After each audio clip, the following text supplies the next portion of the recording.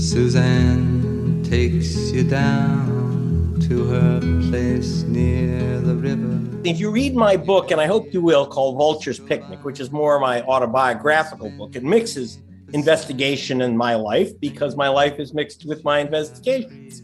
It's a book, but even though I sent her letters from ministers and rabbis saying that the book is quite religious, and that's what I want to say, that if you read carefully, it's all about our spirit, because that's all we have. It goes back to that simple, I've been lucky, because I don't believe in God, but clearly he or she believes in me. So can we be spiritual? Well, if we aren't, we ain't nothing. That was Greg PALAST, my guest for today's podcast. And you want to travel with her, and you want to travel blind, and you know that she will trust you. Welcome to the Sue Speaks podcast, searching for unity in everything. I'm your host, Suzanne Taylor. How can we turn the world around? Can we turn this world around? That's what I talk to my thought-shaping guests about. In fact, everything I've done has been in pursuit of the more beautiful world our hearts know is possible, buoyed up by that famous quote by Margaret Mead, "Never doubt that a small group of thoughtful, committed citizens can change the world. Indeed, it's the only thing that ever has." I'm so pleased to be getting focus time with my guest, Greg PALAST, because he's one of the most valuable people on the planet. And I want to get creative with him about how we could be running our country, let alone our world. We've been doing badly enough that extinction is a serious topic. Not just the thousands of species we're losing, but the possibility it will be humanity's turn. I want to hear what Greg would do if he ran the world so that he'd be out of his current business, which is doing investigative reports for The Guardian, BBC Newsnight, Democracy Now!, and writing New York Times bestsellers about the shameful behaviors we still indulge in, where we're pitted against each other instead of behaving cooperatively.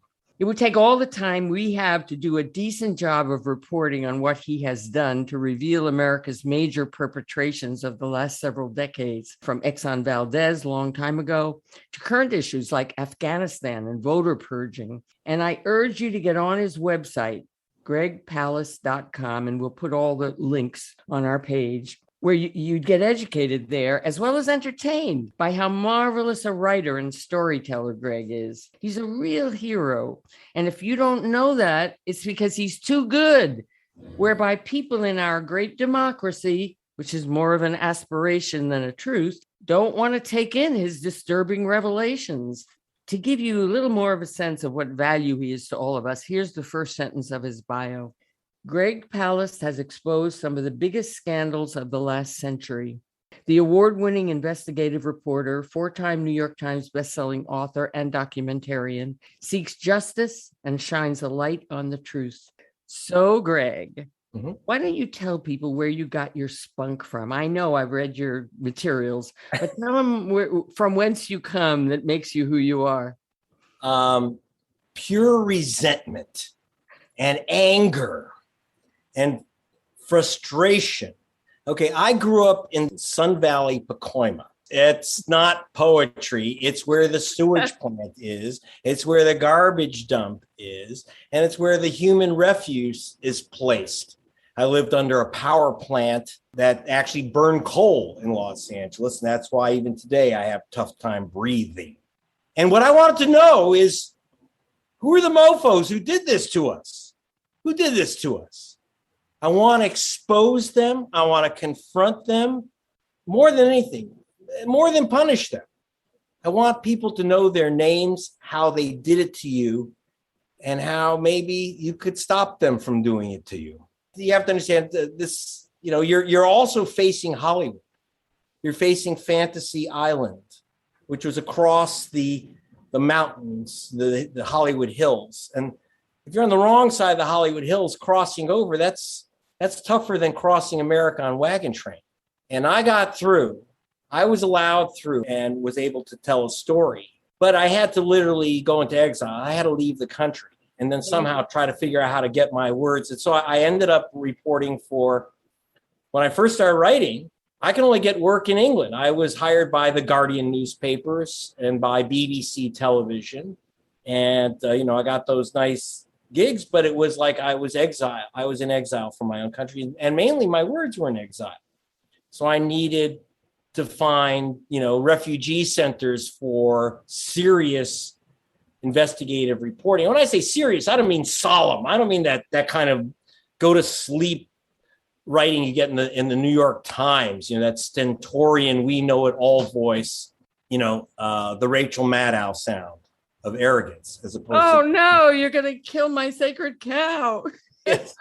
Well, she's already dead. You just haven't eaten her yet. Oh, no. So we're gonna work on these things. I want Greg, because one of the things I do is, in fact, try to tell people, think differently than you've been thinking. I just want to ask you, because you've mentioned Rachel Maddow, who I find quite entertaining also. Who can we follow day by day? How about Heather Cox Richardson? Is that okay? I don't know her work. Oh, dear. Okay. So I don't assume I'm less ignorant than the average ignoramus. Well, we'll probably cut that one out then. What I would say is, obviously, mainly because I'm on these shows. Because if you want to hear me, you'll have to listen to Hartman Report or Democracy Now! With Amy Goodman, or these are the shows that I get on, so it's, for the most part, what I believe, if you want information, is do what I do. I read the Wall Street Journal cover to cover because it's follow the money. Everything else is blather. Well, I don't care what people think. I don't care about what pundits think. I don't care what David Brooks has to say. He's just blathering.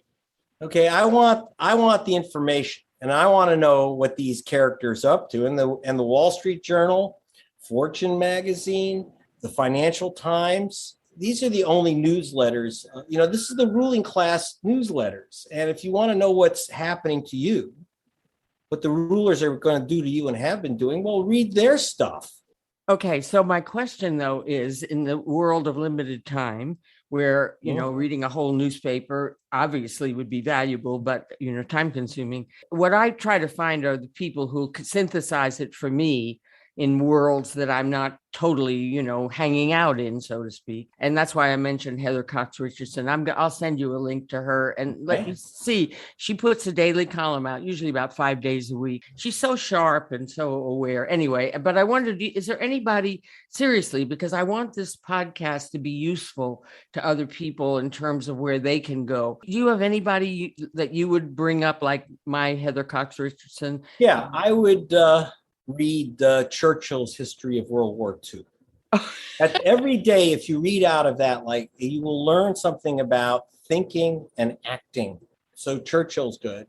Well, that's good. I listen to the one thing I listen to every day is In Our Time with Melvin Bragg from BBC. And, and there you'll get maybe something on Aeschylus, or today I was listening to a discussion of the metaphysical poets. This is the stuff that makes your brain work. Mm-hmm. Then everything else makes sense. But if all you're going to do is get snippets, it's like reading the horoscope. It's little bits, and I'm uninterested in little bits. So I would rather have big thinkers with big ideas and read them every day. And yeah, I give a glance, like to the New York Times, to find out what I'm supposed to be thinking. I'll read some fascist outlets to know what they think I should be thinking. And like I say, I follow financial news. That's my main thing. And I'm serious. I really do read the journal straight through, including, and very important, are just the simple things like the quarterly report news and things like that. That's where it's at. That's the information you need to survive. Okay, well, I don't want to do too much about your background, because I really do want to get creative with you about what you might do in the world such as it is if you ran it, which is the question I've been asking people. But let me just go back and pick up. I know that you studied some with Milton Friedman. Yes, it's true. You're not still on his wavelength, are you?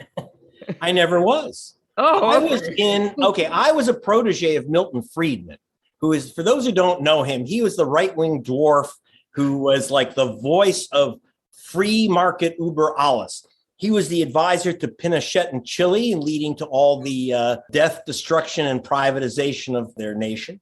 He was Margaret Thatcher's favorite economic hitman. And of course, he was a big advisor and influence on Ronald Reagan. Let's, destroy government and drown it, make it so small it drowns, you can drown it in a bathtub. So no, I was never Friedman's toy boy, but I didn't let him know that because as I do now, remember, I'm an undercover investigative reporter. Undercover, something not done in the US. I have to go to England for that. And there I was also. When I was working for Friedman, I was working with the communist-led labor unions of Chicago. My job was to go in and find out what the hell Friedman was up to because he had such influence. And I was a young man and therefore a foolish man, inexperienced. And I said, forget about Friedman. This stuff will never last. He's telling you that greed is good. And so the rich people and the dictatorships love him. But, it ain't going to last. This is a joke. No one's ever going to take this seriously as economics. But what I didn't realize is the tremendous power of that thought of pleasuring the rich, so that it's not Milton Friedman and his right-wing fruitcake ideas that are dangerous. It's Thomas Friedman and the liberals who've adopted Milton Friedman kind of light, so that the deregulation mantra became Bill Clinton's campaign theme, became Al Gore's campaign theme. The less government, the better, anti-government. And it only took till recently and Occupy Wall Street and the other movements to begin to say, you know what, maybe making the rich richer isn't such a wonderful idea. So no, I was never Milton Friedman's fanboy. I was rather his supposed protege who was in fact working with the leftist saboteurs. Well, that's a relief because, there's very little about you when you start trying to find background information other than, he studied, I think, isn't it fabulous that he studied with Milton Friedman? I thought, oh my God, no. So I'm very happy to hear all this. Where are you in relation to what we would call spiritual? Are you educated in that domain? Well, it's very interesting. If you read my book, and I hope you will, called Vulture's Picnic, which is more my autobiographical book, it mixes investigation in my life because my life is mixed with my investigations.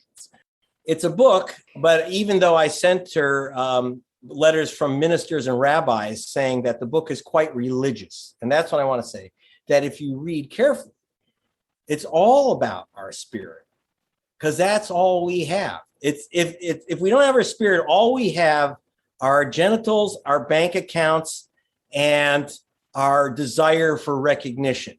All of it is pretty phony. So, so I don't know what's left. You have to have something happening. It goes back to that simple, I've been lucky, because I don't believe in God, but clearly he or she believes in me. And so there you go. So can we be spiritual? Well, if we aren't, we ain't nothing. Well, that is something we could spend a long time unpacking. Don't believe in God, but spiritual. But yes, we could say that. I think we all could say that. That old idea used to be the black and white question that you got categorized in. Do you believe in God? Do you not believe in God? But of course, what is God? And now, that's where we are now, a much different kind of question we're asking. But yes, I do like your answer. Indeed, I just tell you, this isn't my podcast to be interviewed, but if I were, I would say that the only thing we're really doing here is tuning in to our spiritual nature, and everything else is just the stuff that we get to work out, that you need something to do to forge yourself as a spiritual being. Most people don't live spiritual lives, but that's another question. So go ahead. All right.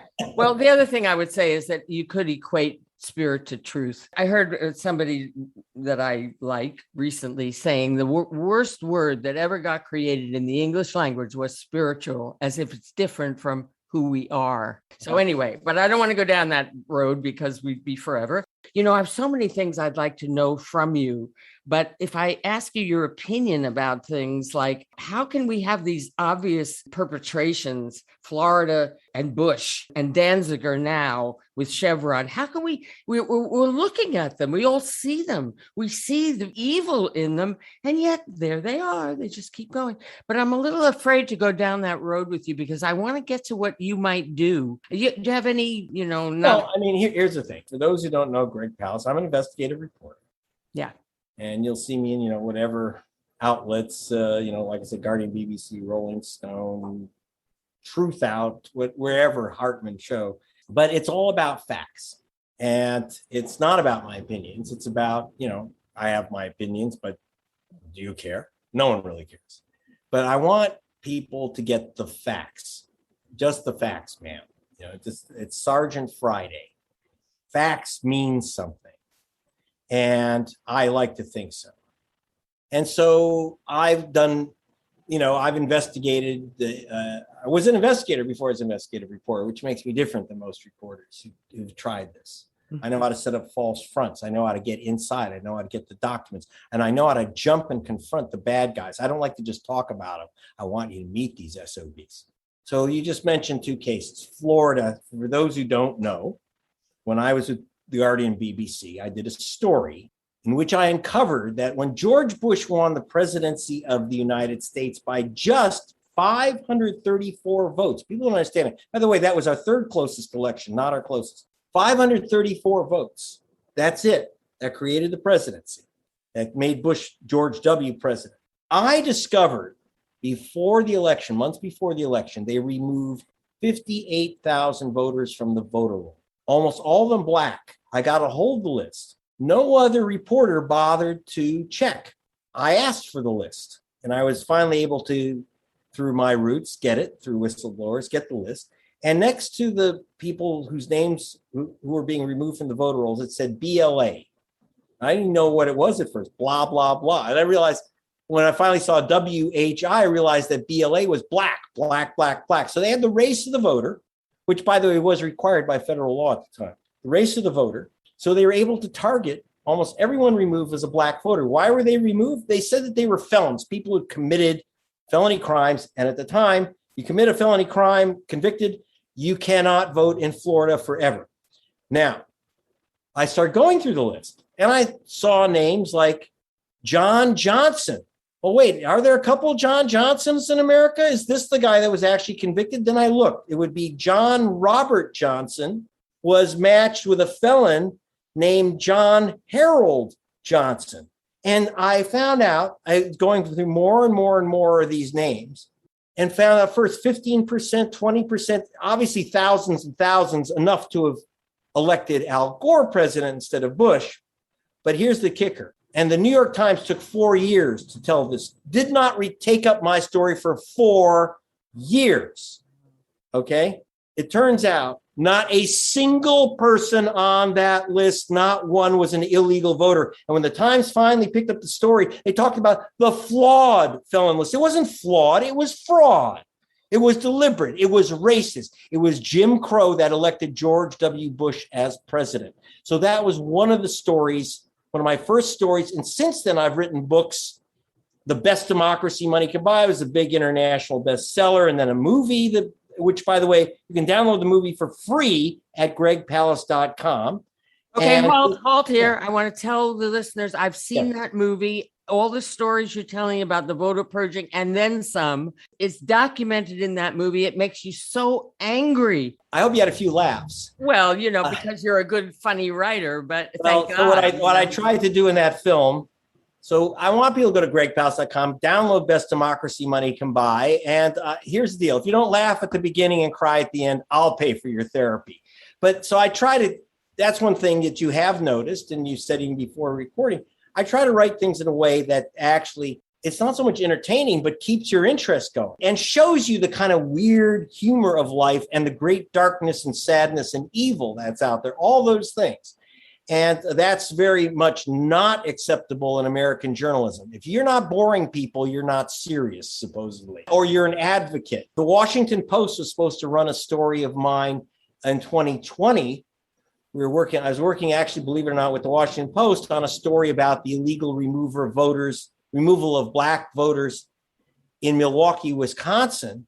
which we reversed. By the way, Biden wouldn't have been president because he would have lost to Wisconsin if we didn't expose the story. But the Post would not run the story saying, well, Greg Palast is too much of an advocate. And I said, well, advocate of what? I'm advocate for people being allowed to vote no matter their color. So I guess, yes, I'm an advocate. Greg, because I don't say on one hand this and on the other hand that. Greg, you got Biden elected. We're going to be talking over each other here. Sorry, podcast guests. This is not a good format for a conversation, so to speak. So they just have to forgive us for overlapping each other. I'm not taking the blame for Biden. Oh, thank you very much. In fact, people, when I did a lot of work in Georgia, still do. For 8 years, I was saying that Black people are being shafted out of their votes in Georgia. Martin Luther King III said, Greg, we are a blue state. The Democratic state in Georgia, not a redneck red state like everyone thinks. You just let us vote. So I investigated, and that's true. And a lot of people said to me, my investigations in 2020, which got out there and we got a couple 100,000 people re-registered or wrongly removed from the voter rolls. There I was writing, and I couldn't get those stories into the US press. So instead, I wrote reports. My stories were simply released by the ACLU of Georgia and Black Voters Matter. And then from them, and then also by Leonardo DiCaprio, who put out my stuff. Mm-hmm. And so we just went around the press to the activists and others. But the important thing is I didn't elect Biden in Georgia. He just won by 12,000 votes. If it weren't for the work of these groups, he wouldn't have been reelected or elected. And I didn't, elect those senators from Georgia that changed the Senate. What I did do was focus a light, get people knowledgeable that their vote had been taken away from them so that I let the voters choose. It's a very novel idea. Now, if they chose Trump, let them choose Trump. But, I don't have a problem with that as long as it's the actual kind of choice of the voters. But, that's not exactly what usually happens in the United States. But isn't it amazing that you're an investigative reporter, you publish or you put out your investigations and they're ignored or they won't be printed? Or Greg, what do we do about that? Let me just ask you, one of the thoughts I have is that there should be an ad hoc group. You could chair it, of reliable truth tellers. We just do it. We do it because we do it. And because the people are so believable and credible that we make noise. What do you think about doing so? I don't know why we don't do it. One thing, I will say, I want to, I said, I don't, I tend to read Churchill or whatever to keep going and financial reports, and I read data.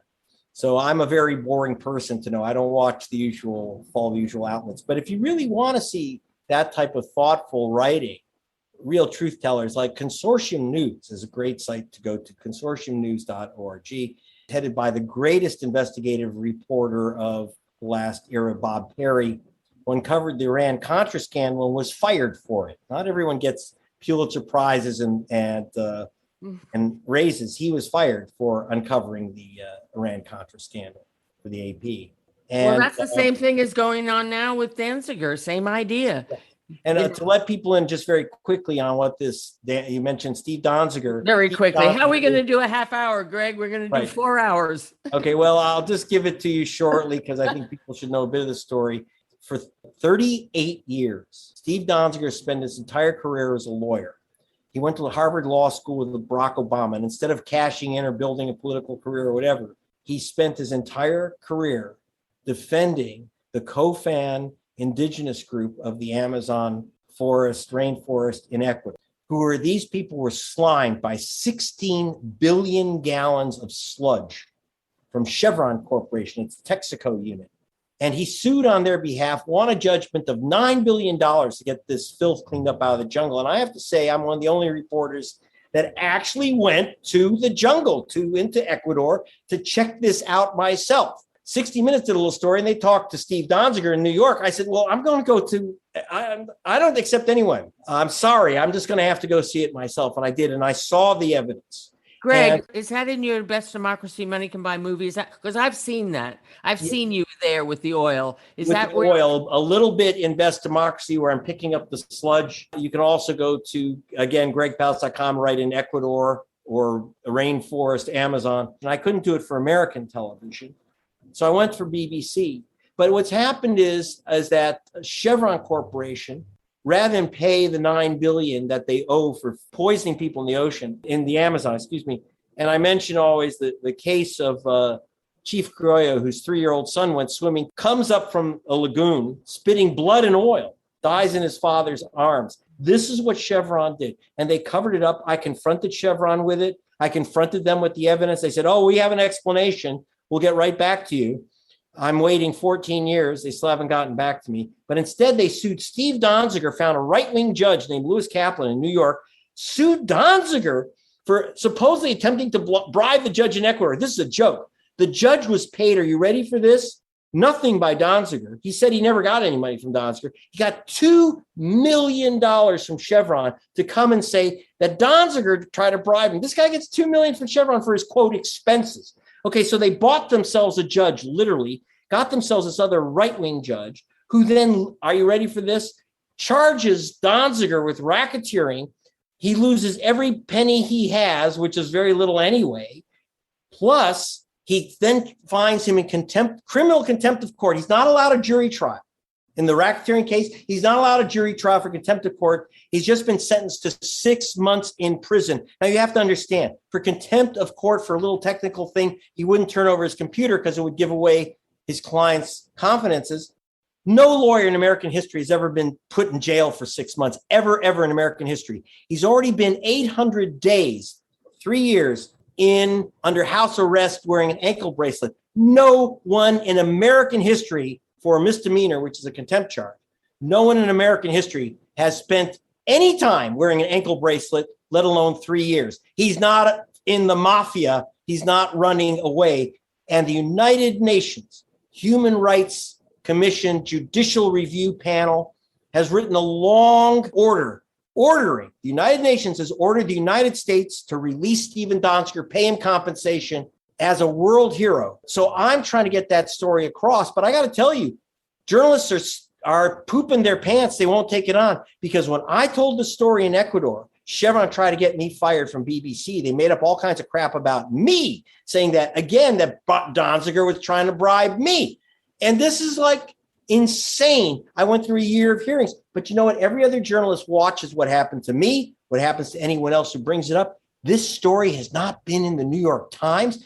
This is a gigantic international case, which is all over every paper. And I haven't heard Rachel Maddow mention a word of it. I know that she's wonderful, but remember, who is sponsoring these papers? It's not on the petroleum broadcast system either, because you know who the national sponsor of the PBS NewsHour is? It's Chevron Corporation. Greg, it's so appalling. You know, you just almost can't stand it. I think that's why, in fact, in some level, it doesn't get attention because it's too awful. But what can we do? And then what we need to also be helpful here, so that we aren't just blank, stupefied by the idiot box or by hearing echoes of everything we agree with, is the truth. And that I'm kind of, it's maybe highfalutin and self-serving to say, but I think I'm in the truth business. As I say, just the facts, ma'am. So people have a lens, have eyeglasses, can see what they're looking at, and to make sure that people understand that the way it is not the way it has to be. And the way it could be doesn't necessarily require you to pick up a freaking gun. So if you ran the world, it's easier to say what's wrong and what needs to happen than what we actually might do to make things happen. So how would you deliver that? How would you get that to be the way it is? That's above my pay level to figure out. I don't know if I don't want to be glib, and I don't want to just give you an answer just because I could be glib, and I've got a microphone. A microphone is kind of a drug, and suddenly you take this drug and you think that whatever you say is valuable and important. And in this case, this is beyond what I can say that's valuable. Okay. Well, we can't take you where you can't go. So it's really corny. I'm kind of a fan of democracy, which is not very popular on the left or right. I actually believe that while people make terrible choices, ultimately, when they have control of their lives and have choices, they ultimately make the right choice. So, I kind of a big fan of democracy in that sense. I'm kind of back to my first idea as I'm even talking to you, thinking, how do we get these things? Yeah, if we had a little power group. Yeah. But anyway, I'm nervous about time here, Greg, because I know that you don't have a lot of it. And honest to God, I really could talk to you for hours. Would you come and sit in my living room sometime when we can get together without masks and hold court here? I do that. Sounds like a plan. Sounds like a date. Okay, good. Well, let's go to the thing I told you to think about before, which hopefully you did. Do you have a mission statement? A mission statement. Just the facts, man. It's my thought in life to get the truth out, get the fact bullets out to you, get reality. George Bush didn't win the presidency. He removed black people from voter rolls, and that's his brother did that, and that's how he won. That's a fact, and everything else is BS. I happen to be the man in the hat that runs out and gets the inside documents and confronts the bad guys with those inside documents. And I show you what is hidden. It's all about uncovering things. It's all about digging out the truth from the crap. And that's what you don't get on, you can, there's some pundits you can love or like, whether it's Rachel Maddow or Bill O'Reilly. I've been on Bill's show. Oh, don't put them in the same sentence. No, it's the same. No, they are the same sentence because it's the same. It's just because punditry is about commenting on the information that's floating out there, that's been handed to us, that's been sifted and filtered and picked out for us. And then we each get to comment left or right on it. I'm totally uninterested in it. I'm completely interested in getting you the information that you just don't have. Many of you listening will have just heard about Steve Donziger and Chevron for the first time. Many of you will have heard about what really happened in Florida. These are the types of stories I do again and again and again. And that is my mission, is getting you the information that is otherwise completely hidden. I think that's quite perfect. Just the facts. I think that's an actually perfect statement from you. And did you also think about a one-line message for the world? Yeah, go to gregpalast.com. I was going to say, pay attention to me. Well, that's okay. I'm okay with that. You are a rare treasure, and people would be very well advised. So if I'm a rare treasure, then I'm just telling people to look into my treasure chest. That's all. Greg Palast, that's where I got the stuff. That's where I dump it all. Absolutely, and it has the wonderful added value of being entertaining. Yay! Well, I don't want to bore me, so why should I bore you? Oh, that's just wonderful. The truth really is, I really could talk to you forever. I'd love to talk to you. Okay. Well, we'll talk again. Thank you so much. And please send me the link and we will be happy to get the word out. Fabulous. Thank you so much. And it's a beginning. You got it. Bye. Now Suzanne takes your hand and she leads you to the river. So, dear listeners, thank you for tuning into my Sue Speaks podcast. And do subscribe so you don't miss any episodes. And visit SueSpeaksPodcast.com for notes on what we covered in this episode and for additional information about my guests. Also, I'd love to engage with you there to hear your opinions. How did you feel about what you heard? Did you learn anything? Or were you inspired to act in any new way? Or do you have something to add that would let us know what you know? This is a go-to place for people to grab cups of consciousness and fire away. And you want to travel with her, and you want to travel blind, and you know you can trust her, for she's touched your perfect body with her mind.